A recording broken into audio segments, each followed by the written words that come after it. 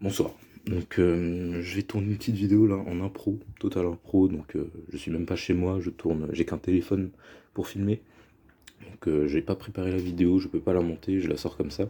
Donc je pars du principe que vous avez vu la vidéo qui dénonce soi-disant Fire Order et les, les modérateurs du Kuta Club.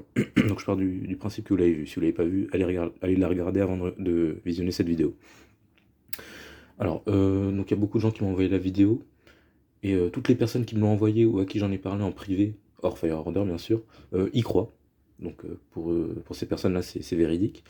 Sauf que, bon, on a des soi-disant preuves qui sont apportées, donc qui sont des screens ou des vidéos qui en gros descendent des discussions Discord, qui défilent pardon des discussions Discord.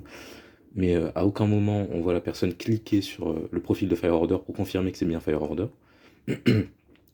Ensuite, donc ça pourrait très bien être un faux compte, sachant qu'il y a eu des faux comptes de Fire Order qui avaient son pseudo et sa photo de profil.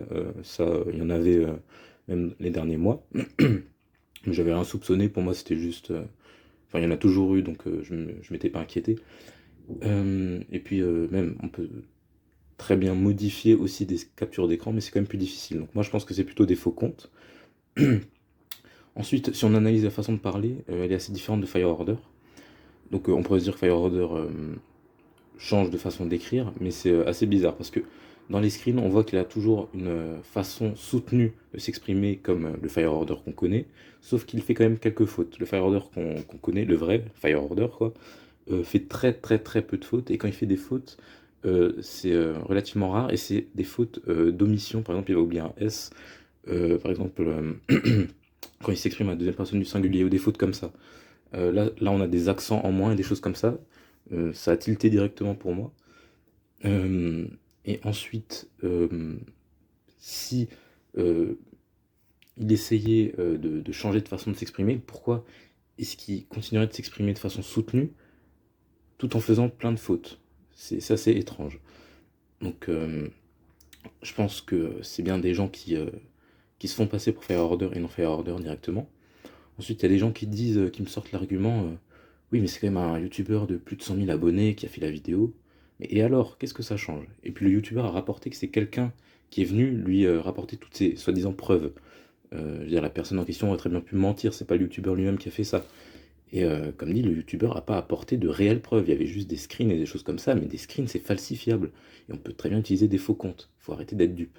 Et ce que je trouve assez déplorable, c'est que je veux dire, dans notre communauté, la communauté Ninjago, en avril 2021 notamment, euh, on s'en souvient avec Firex TV, il avait plus de notoriété, il paraissait un petit peu plus professionnel, entre guillemets, donc les gens préféraient le croire lui que Fire Order et moi.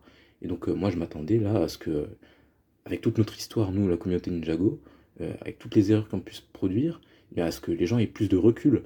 Et non, il y a encore des gens qui, parce que le mec a 100 000 abonnés, eh ben, ils vont le croire directement. Non, c'est pas comme ça que ça marche. C'est pas parce que vous avez 100 000 abonnés que vous n'allez pas mentir. Et encore, peut-être qu'il ne ment pas, comme dit, c'est peut-être la personne qui lui a envoyé les preuves, parce qu'il dit que c'est ça qui s'est produit, qui a menti. Ensuite, on sait que le Kuta Club a été attaqué plusieurs fois par des membres du JVC.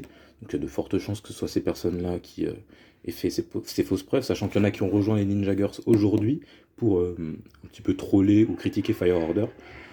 Bon, les cris derrière moi, je suis à l'internat. Finesse. Oh là là, je suis à l'internat. Ah, et ben je n'ai plus de temps pour la vidéo. Oh, c'est terrible. Je vais en tourner une deuxième, je pense.